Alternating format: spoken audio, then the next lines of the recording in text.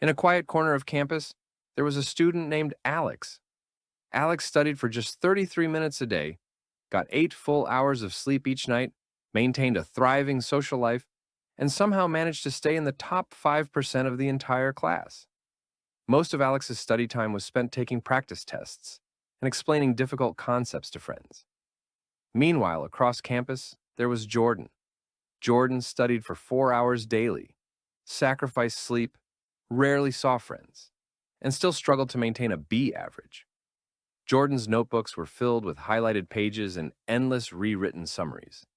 Yet despite all that hard work, the results were average at best. The contrast between Alex and Jordan had nothing to do with intelligence, luck, or even sheer dedication. The difference lay entirely in how they approached studying, not how much time they spent at it. Long before any of this became clear, there was a night that changed everything. Sitting alone in a cluttered dorm room, the desk covered in empty coffee cups and wrinkled notebooks, Alex felt the pressure of another looming psychology exam. It was nearly 3 a.m., and 12 straight hours had been poured into preparing for the test.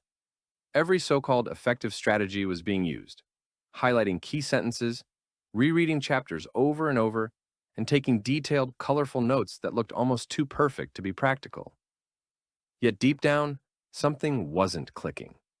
Despite all the work, it felt like the knowledge was slipping through Alex's mind like water through a sieve.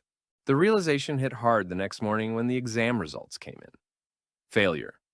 Not just a small dip, an outright collapse. It was a painful wake-up call.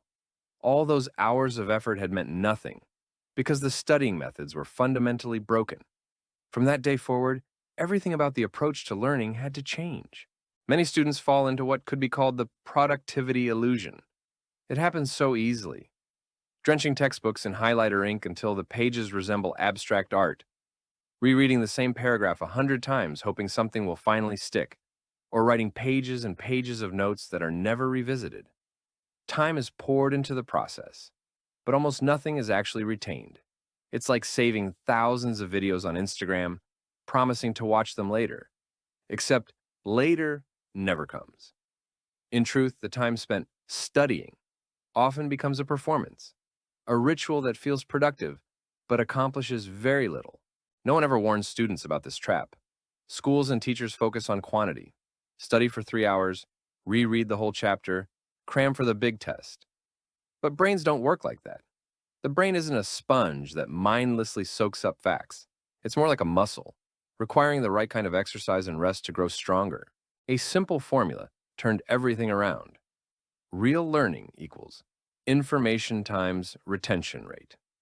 Imagine two students. One studies for 5 hours, but retains only 10% of what they covered. The other studies for just 1 hour, but retains 50%. In the end, they both walk away with the same amount of usable knowledge, but the first student wasted 4 entire hours. Studying longer doesn't automatically mean studying better. In fact, without the right techniques, longer study sessions only drain energy without adding value. Here's a reality that runs counter to almost everything society preaches. Sometimes studying less is the smartest move, not in the lazy, cut corners sense, but in the strategic, sharpened way that actually boosts performance. It sounds outrageous at first. Everywhere online, students are bombarded with messages telling them to grind harder and suffer more. But the truth is, mindless grind does not equal mastery. The concept that turned everything upside down was active learning. Before discovering it, studying meant endless hours of passive activities, rereading, highlighting, rewriting.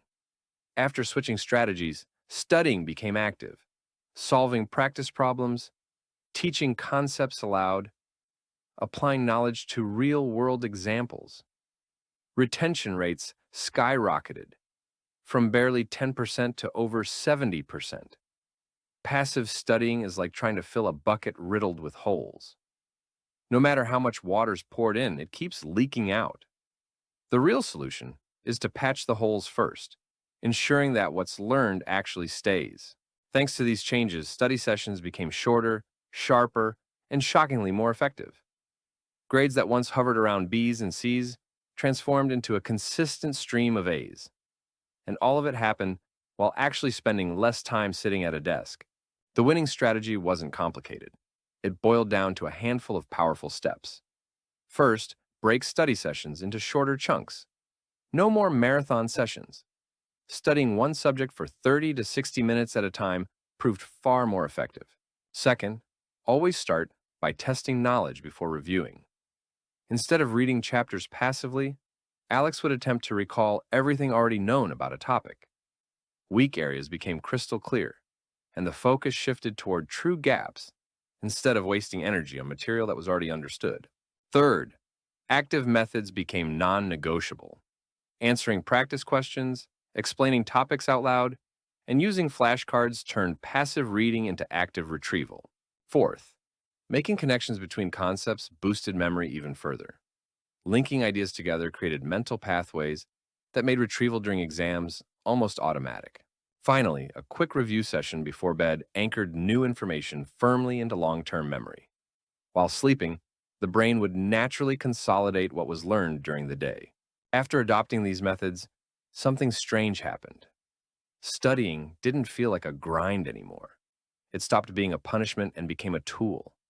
There was less stress, more confidence, and actual results to show for the effort. At the start, most students believe their study methods are decent, maybe even good. But after a real audit, it becomes painfully obvious that effort without strategy is like sprinting on a treadmill. Lots of energy, but no real progress. Improving isn't about working harder, it's about working smarter. This approach to studying isn't flashy. It won't make someone look busy for Instagram or TikTok, but it works. It respects time, preserves energy, and most importantly, delivers real learning. Many students will spend years stuck in a loop, studying the wrong way, convinced that sheer grind will someday magically pay off. But the ones who truly rise are the ones who step back, question the old methods, and dare to study smarter instead of harder. If there's one thing to take away, it's this. Studying less doesn't mean caring less. It means caring enough to find what works. Every hour wasted on bad study habits is an hour stolen from actual growth. Those who master the art of intentional studying free themselves from endless anxiety, sleepless nights, and burnt-out weekends. They become the ones who achieve more in less time and leave others wondering how they make it look so easy. Now, if anyone is still relying on old habits, thinking more hours will save them, it's time to wake up. Break the cycle, study smarter, build a system that respects the brain's limits and leverages its strengths. For anyone who made it this far, here's a simple next step. Take action. Don't just listen. Apply it. Rethink your next study session. Cut the noise. Focus on what matters. Your future self will thank you.